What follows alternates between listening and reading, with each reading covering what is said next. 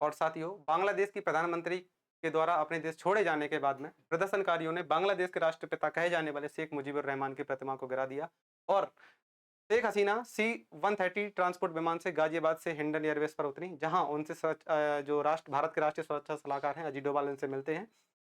फिर इनसे पूछा गया, ये है बांग्लादेश के प्रधानमंत्री के सुपुत्र और पूर्व आधिकारिक सलाहकार थे। इनसे पूछा गया, क्या शेख हसीना दोबारा से बांग्लादेश में आएंगी और क्या वो राजनीति में वापसी करेंगी? तो इनका जवाब निकल के आता है कि अब शेख हसीना यानी कि इनकी मां राजनीति में वापसी नहीं करेंगी, क्योंकि इनके परिवार के कहने पर इन्होंने देश को छोड़ा था। साथियों, शेख हसीना का परिवार या शेख हसीना खुद विक्टिम रही हैं। बात है 1975 की। साथियों, बात है 1975 की। जिस व्यक्ति ने बांग्लादेश को आजादी दिलाई, ये कहा जाए बांग्लादेश के राष्ट्रपिता कहे जाने वाले शेख मुजीबुर रहमान की 1975 में बांग्लादेश की मिलिट्री जिसको लीड कर रहे थे उस समय जिया और रहमान, उनके द्वारा हत्या की जाती है। साथियों, इनके पूरी परिवार की हत्या करी जाती है। ये बचती हैं अपनी बहन के साथ में, क्योंकि उस समय शेख हसीना जर्मनी में थी, बांग्लादेश में नहीं। तो ये इस घटना की विक्टिम रही है, जिसकी वजह से इनके परिवार ने इनके बेटे के अनुसार इनके परिवार ने दबाव बनाया कि अब वह राजनीति में वापसी नहीं करेंगी, क्योंकि उनकी सुरक्षा सबसे प्राथमिकता पे हर व्यक्ति के लिए रहती है। साथियों, शेख हसीना के बांग्लादेश छोड़ने के बाद क्या होता है, हमें कुछ इस तरीके की खबरें देखने को मिलती हैं। कहा जाता है कि बांग्लादेश में जो आवामी लीग जो दल था, यानी कि शेख हसीना की पार्टी, उसके 20 नेताओं की हत्या की गई। हिंदुओं के मंदिरों को नष्ट किया जा रहा है, हिंदुओं के घरों को तोड़ा। साथियों, ये हत्याएं या ये अत्याचार इस हद पे किए गए हैं कि बांग्लादेश की एक प्रो इस्लामिस्ट पार्टी है जिसका नाम है जमात इस्लामी। जमात इस्लामी ने भी इस जो हिंदूज पे अटैक हो रहा है इनकी आलोचना करी है। इस यानी कि आप कमेंट से समझ सकते हैं कि किस हद तक अत्याचार किए जा रहे हैं हिंदुओं के मंदिरों पे, हिंदुओं के घरों पे, यानी कि हिंदू जो वहां माइनॉरिटी में है उनको टारगेट किया जा रहा है। इसके पीछे लॉजिक ये है कि हिंदुओं का शुरू से ही जो झुकाव रहा है, वो कहा जाता है कि बांग्लादेश की जो प्रधानमंत्री है शेख हसीना उसकी तरफ उनकी तरफ रहा है। तो जब बांग्लादेश की प्रधानमंत्री शेख हसीना नहीं रही हैं, तो अब जो माइनॉरिटी में हिंदू हैं, क्रिश्चियंस हैं, उनके घरों को तोड़ा जा रहा है, उनके मंदिरों को तोड़ा जा रहा है। ये इस हद तक किया गया कि जो प्रो इस्लामिस्ट पार्टी है बांग्लादेश की जमात इस्लामी, इसने भी जो हिंदुओं के मंदिरों पर अटैक की, इनकी आलोचना की और कहा है कि सभी के लिए समान अधिकार हैं। साथियों, सोशल मीडिया प्लेटफॉर्म पर कुछ इस तरीके के फोटोज वायरल हो रहे हैं कि all eyes on Bangladesh Hindu, Bangladeshi Hindu, यानी कि जो सभी की आंखें हैं बांग्लादेशी हिंदू पे होनी चाहिए। कि अब कोई इंटरनेशनल जो कंट्रीज हैं, यानी कि जो अंतर्राष्ट्रीय देश हैं, अंतर्राष्ट्रीय स्तर पर किसी भी तरीके की कोई टिप्पणी बांग्लादेश के हिंदुओं पर नहीं आई है। तो इस तरीके के कुछ पोस्टर्स वायरल हो रहे हैं। इजराइल के जो प्रतिनिधि हैं भारत में, नावर गिलोन, इन्होंने ट्वीट किया है कि I am travelled by the reports of atrocities against minorities including Hindus and against their temples in Bangladesh. साथियों, ये इजराइल के भारत में प्रतिनिधि हैं और ये ट्वीट करके कहते हैं कि जो एट्रोसिटीज की जा रही हैं अगेंस्ट माइनॉरिटीज, उनसे मैं कंसर्न ही नहीं, ट्रेवल्ड हूं, परेशान हूं। चिंतित होना एक अलग विषय है, परेशान होना एक अलग विषय है। परेशान होने में एक अपनेपन वाली फीलिंग आती है। यानी कि इजराइल भारत के साथ इस समय खड़ा है कि जब किसी भी अंतर्राष्ट्रीय प्लेटफॉर्म पर किसी भी देश ने कोई टिप्पणी नहीं करी हिंदू के लिए, तब वहां इजराइल हमारे साथ में खड़ा होता है और ट्वीट करता है कि जो माइनॉरिटीज पर अत्याचार हो रहे हैं इनसे हम व्यथित हैं और including Hindus and against their temples in Bangladesh. साथियों, क्या प्रभाव है शेख हसीना के इस्तीफे का भारत पर, इस पर अपन चर्चा करते हैं। साथियों, कहा जाता है कि कीचड़ कमल में खिलता है, कमल जो है कीचड़ में खिलता है ना? भारत एक कमल की तरीके से है और आसपास के जो भी उसके राष्ट्र हैं वो कीचड़ की तरीके से ही हैं। आप उठाकर देखिए पाकिस्तान को, पाकिस्तान में मिलिट्री रूल ही रहता है। वहाँ अपने आप को डेमोक्रेटिक घोषित जरूर करते हैं, लेकिन वो वास्तव में लोकतांत्रिक है नहीं, क्योंकि उनका इलेक्शन फ्री एंड फेयर होती ही नहीं। उनके यहाँ सबसे बड़ा रूल जो है या सबसे बड़ा जो इंटरफेरेंस है वो मिलिट्री। साथियों, बात करें म्यांमार की तो वहाँ भी डिक्टेटरशिप है। बात करें अगर श्रीलंका की तो वहाँ भी हमने हालात देख ही लिए हैं। अफगानिस्तान में तो हालात हैं ही, तालिबान के शासन चल ही रहा है। एक देश बचा था बांग्लादेश, जिसमें अब भी मिलिट्री के रूल आने लग रहे हैं। साथियों, शेख हसीना के इस्तीफे का भारत पर क्या क्या प्रभाव होता है? सबसे पहला प्रभाव सिक्योरिटी रीजन्स होते हैं। साथियों, भारत पूर्वोत्तर के प्रति इतना सुरक्षित कब फील करता है? जब बांग्लादेश का उसे समर्थन प्राप्त होता है। यानी कि शेख हसीना भारत समर्थित थी, तो जब शेख हसीना रूल कर रही थी तो भारत ये निश्चिंत रहता था कि अगर पूर्वोत्तर में कभी चाइना के द्वारा या किसी भी अन्य राष्ट्र के द्वारा किसी भी तरीके का इंटरफेरेंस किया जाता है तो हम वहां पहुंच सकते हैं। साथियों, जो यहाँ अपोनेंट लीडर है खालिदा जिया, अगर ये शासन में आती हैं तो ये चाइना और पाकिस्तान समर्थित। दूसरा, जब ये शेख हसीना ने इस्तीफा दिया, जब शेख हसीना नहीं प्रधानमंत्री रही नहीं देश की, तो हमारे ट्रेड भी प्रभावित होंगे। यानी कि जो व्यापार हम करते थे इनके साथ हम सरप्लस में ही रहते थे। तो जब ये प्रधानमंत्री नहीं है तो हमारे जो व्यापार है ये भी प्रभावित होंगे। और तीसरा जो फैक्टर निकल के आता है वो आता है कि हमारे जो देश के माइनॉरिटीज़ हैं, यानी कि वहाँ जो हिंदू हैं, वो भी सुरक्षित रहते थे शेख हसीना के टाइम पे, तो अब वहाँ भी वो भी खतरे में हैं। डिप्लोमेटिक रिलेशंस, ऑब्वियस सी बात है कि अगर कोई चाइना या पाकिस्तान समर्थित सरकार आती है या बनती है, तो डिप्लोमेटिक रिलेशंस खराब होते हैं, रीजनल इनस्टेबिलिटी होती है। साथियों, शेख हसीना के जाने के बाद कुछ इस तरीके के चित्र दिख रहे हैं कि लोग, गुस्साई भीड़ शेख हसीना के प्रधानमंत्री निवास में घुस गए हैं। ये प्रधानमंत्री निवास के कुछ ये स्टैच्यूज वगैरह या जो मॉन्यूमेंट टाइप में कुछ ले जा रहे हैं। ये सिर्फ इसलिए नहीं ले जा रहे हैं कि इनके घर पे वो चीज़ें हैं नहीं। जैसे ये एसी वगैरह लेके जा रहे हैं, आप देख रहे हैं यहाँ, है ना? यहाँ देखिए ये मस्त आनंद ले रहे हैं एसी का। एसी तो निकल ही गई, अब क्या आनंद लेंगे। तो ये इसलिए ले जा रहे हैं कि एक सिंबॉलिक रिप्रेजेंटेशन रहे। साथियों, याद करो फ्रांस की क्रांति। जब फ्रांस की क्रांति हुई थी तो लोग बेस्टाइल की जो ईंटें थी उसको भी अपने घर पे ले गए थे।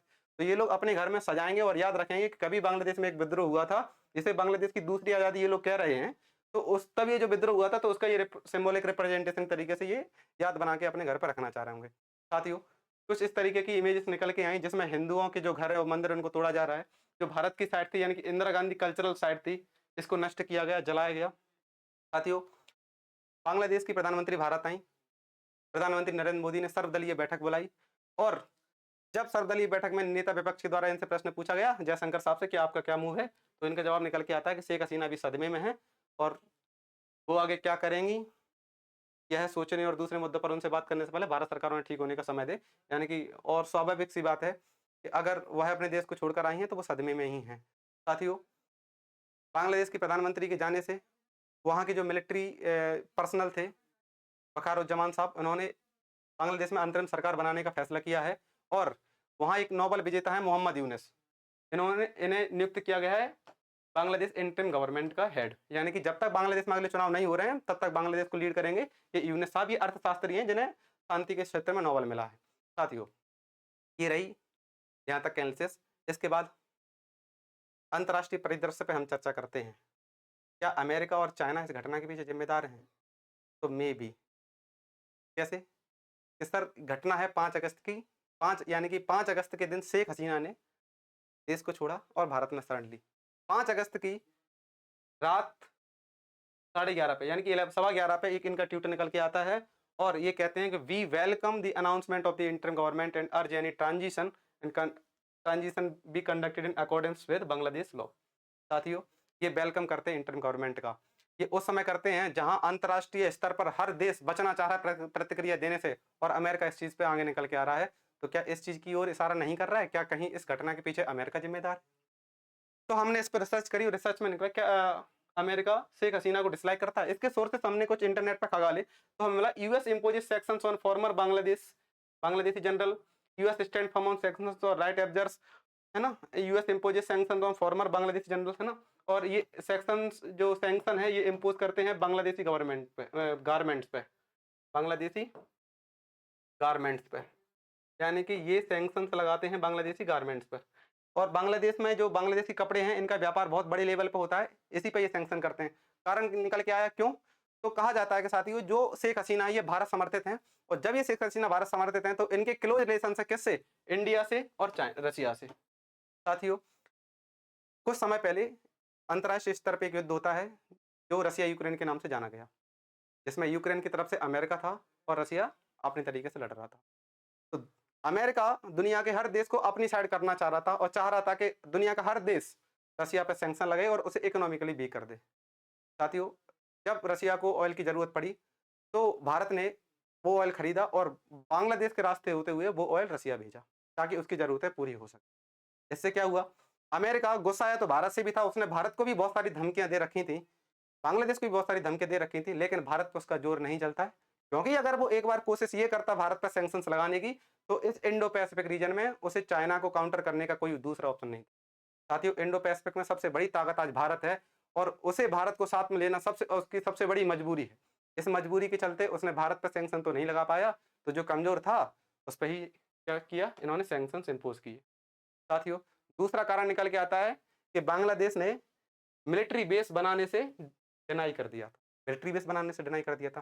साथियों, याद करो 1971 का वॉर, जहां पाकिस्तान की ओर से अमेरिका ने अपने एयरक्राफ्ट भेजे थे, वहीं भारत की ओर से रसिया ने भेजे थे। यानी कि भारत का सहयोग करने के लिए रसिया हमेशा से शुरू से ही खड़ा रहा है, जबकि अमेरिका हमेशा प्रॉफिट की तरफ से रहा है। तो क्यों देरी हुई थी? क्योंकि उसके पास इंडो पैसिफिक रीजन में या भारत के आसपास जितने भी देश हैं, उसमें कोई भी मिलिट्री बेस नहीं है। साथियों, पाकि अपन इस आंकड़े से जानते हैं कि यूएस के कितने मिलिट्री बेसेस हैं? करीबन उसके 80 देशों में उसके 750 मिलिट्री बेसेस हैं। यानी कि उसके 1,73,000 ट्रूप्स 159 देशों में, यानी कि 159 कंट्रीज में 1,73,000 तो एनी टाइम सोल्जर्स अवेलेबल होते हैं कि सर कहीं भी लड़ाई हो तो अमेरिका को रिप्रेजेंट करेंगे। साथियों, पर इनका मिलिट्री बेस भारत या उसके आसपास के देशों में नहीं था, तो भारत में मिलिट्री बेस बना नहीं सकते थे। तो इन्होंने बांग्लादेश, ये जो व्यक्ति हैं डोनाल्ड लू। अच्छा, अमेरिका की एक समझिए, अपन समझते हैं ना भारत में 28 राज्य हैं, 8 केंद्र शासित प्रदेश हैं। इंटरेस्टिंग फैक्ट है कि अमेरिका ने दुनिया को अपने हिसाब से बांट रखा है। और अपने हिसाब से किस तरीके से? उसने अमेरिका को 6 कमांड्स में बांट रखा है ना? US European command, US central command, US African command, US Indo Pacific, जिसमें इंडिया और बांग्लादेश या भारत के जितने भी पड़ोसी आते हैं। यानी कि ये दुनिया को अपना घर समझता है। ये कहता है दुनिया के देश तुम अपने आप को बांट लो, लेकिन हम अपने हिसाब से बांटेंगे। और बाकायदा इसने हर एक व्यक्ति को नियुक्त करके रखा है एज अ हेड। तो जो इंडिया के इंडो पैसिफिक कमांड के जो हेड हैं, वो हैं डोनाल्ड लू, ये व्यक्ति। ये कोई डिप्लोमेट नहीं, कोई एम्बेसी का हेड नहीं, ये डायरेक्टली अमेरिका की ओर से रूल कर रहा है, डायरेक्टली यही बात करता है। जब ये बात करता है, माना जाता है कि ये अमेरिका ही बात कर रहा है।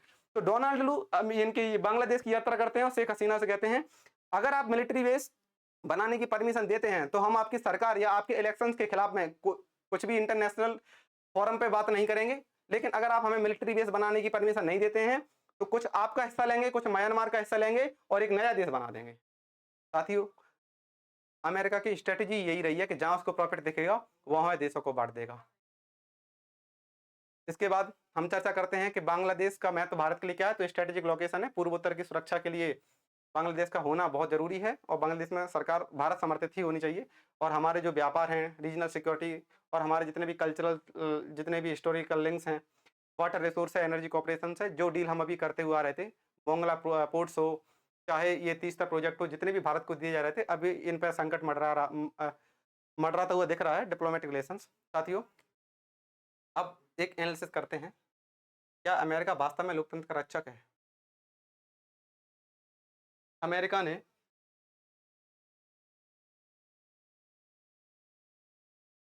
अमेरिका पूरी दुनिया में दुनिया का सबसे पुराना लोकतंत्र होने का दम्भ भरता है। इनका बस नहीं चलता है, वरना ये सबसे बड़ा लोकतंत्र भी घोषित कर दें। सबसे बड़ा लोकतंत्र होने का श्रेय हमारे देश भारत को है। साथियों, अमेरिका दुनिया को इस तरीके से रिप्रेजेंट या प्रेजेंट करता है अपने आप को कि वह लोकतंत्र का ठेकेदार है। साथियों, दुनिया के जिस भी देश में लोकतांत्रिक सरकार नहीं होती, वह इसका विरोध करता है। और इसी क्रम में वह बांग्लादेश का भी विरोध कर रहा था कि इनके यहाँ फ्री एंड फेयर इलेक्शंस नहीं होते हैं। चलिए मान लेते हैं एक बार को कि बांग्लादेश में फ्री एंड फेयर इलेक्शंस नहीं हुए, तो अमेरिका को दिक्कत हुई, अमेरिका के पेट में दर्द हुआ, तो उसने आवाज़ उठाई बांग्लादेश के प्रधानमंत्री के खिलाफ में। समझ में आती बात? साथियों, ये खबर जो आप पढ़ रहे हैं, ये क्या है? ये हैं बेचारे इमरान चाचा, पाकिस्तान वाले, है ना? इनका एक मीम भी वायरल हो रहा है। सबसे पहले आपको घबराना नहीं, बेचारे घबरा रहे हैं बहुत। क्यों घबरा रहे हैं? बेचारे जेल में डले हुए हैं। याद करो जब रसिया यूक्रेन का युद्ध हो रहा था, तो अमेरिका ने दुनिया के हर देश से कहा कि जो मेरे पक्ष में है वो रसिया पे सैंक्शन करे, यानी कि रसिया से कोई भी रिलेशन नहीं रखेगा। भारत ने रखे, क्योंकि भारत की स्ट्रेटेजिक लोकेशन ऐसी है कि उसको भारत को साथ में रखना या भारत पे सैंक्शन न लगाना उसकी मजबूरी रही। पाकिस्तान, यानी कि अब ये बात है कि अपने पिताजी के नक्शे कदम पर चल रहे थे, बेचारे नप गए। इन्होंने भी रसिया के साथ अच्छे संबंध बनाने की कोशिशें रखी। इन्होंने कोशिश तो पूरी करी कि हमें भी इज्जत मिले इंडिया जैसी। और इन्होंने युद्ध के बीच में ही, यानी कि सैंक्शन लगाने से पहले इन्होंने विजिट कर ली क्या की।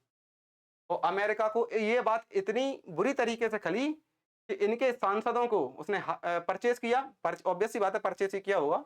और परचेज़ करके शहबाज़ शरीफ की सरकार बना दी, बेचारे जेल में डले। यानी कि सबसे पहले हम यहाँ समझेंगे कि जो अमेरिका दुनिया भर में लोकतांत्रिक देश होने का दम्भ भरता है, कभी अपने गिरेबान में झाँक के देखिए सर। और कहा जाता है ना जिसका घर काँच का होता है वो दूसरे घर पे पत्थर नहीं फेंकते। लोकतांत्रिक सरकार की आप वैल्यू करते हैं तो उसको आप मानिए। ये आपका दोहरा चरित्र दर्शाता है कि आप एक तरफ बांग्लादेश में जो शेख हसीना ने किया उसका विरोध करते हैं, उसका हम भी समर्थन करते हैं। पर क्या जो आपने बांग्लादेश में किया, पर क्या आप जो पपेट बना के बैठे हैं अफ्रीकन कंट्रीज़ में, साउथ अमेरिकन कंट्रीज़ में, यानी कि आप चाहते हैं दुनिया आपके हिसाब से चले। तो थोड़ा-सा अपने आप को एनालिसिस करने की ज़रूरत है। और साथ में भारत के लिए सबसे बड़ी चिंता की बात है, क्या भारत के लिए आगे का रास्ता क्या होगा? क्योंकि दुनिया में अगर किसी देश में कोई संकट आ रहा है तो वो कम खतरनाक है बजाय भारत के पड़ोसी। तो बांग्लादेश अगर हमारे खिलाफ में जाता है तो पूर्वोत्तर की सुरक्षा करना भारत सरकार की सबसे बड़ी ज़िम्मेदारी रहेगी। साथियों, देखना ये है कि आगे भारत सरकार का क्या डिसीज़न होता है। क्या वो शेख हसीना को बांग्लादेश को सौंपते हैं या उसी तरीके का बुद्धं शरणं गच्छामि को फ़ॉलो करते हुए शेख हसीना को अपने यहाँ पनाह देते हैं और बांग्लादेश को अपना दुश्मन बनाते हैं। उसी तरीके से जब दलाई लामा जो तिब्बत छोड़ के भारत में आए थे तो चाइना ने कहा था कि दलाई लामा को हमें सौंप दिया जाए। तो भारत ने दलाई लामा को उन्हें चाइना वालों को नहीं सौंपा था, जिसके कारण हमें भारत चीन युद्ध देखते हैं आगे भारत की कूटनीति कैसे काम करती है। और इसी के साथ में आप सभी के लिए गुड न्यूज़ है कि जो भी बच्चे नेट जेआरएफ और आईआईटी जेईई की तैयारी करना चाह रहे हैं, तो ये ऑनलाइन कोर्स डिज़ाइन किया गया है। इसमें फैकल्टी हैं फिज़िक्स की नीलेश गुप्ता सर और केमिस्ट्री की फैकल्टी हैं आंचल राठौर मैम। इनके साथ जुड़ सकते हैं। बैचेस जो हैं वो 10 अगस्त से 25 अगस्त से शुरू हो रहे हैं। साथियों, आप लोगों की इस घटना पे क्या राय है? कमेंट बॉक्स में रखिएगा और एनालिसिस करिएगा कि भारत को आने वाले समय में क्या करना चाहिए। इसी के साथ अपन अपने सेशन को इस बात से समाप्त करेंगे। छोटों को, बड़ों को, माता-पिता को, बुजुर्गों को सम्मान करिए, आदर करिए, महिलाओं का सम्मान करिए क्योंकि यही हमारे समाज और सभ्यता की नींव है और हमारे समाज के आदर्शों को स्थापित करता है। धन्यवाद। जय हिंद, जय भारत। स्वस्थ रहें, मस्त रहें।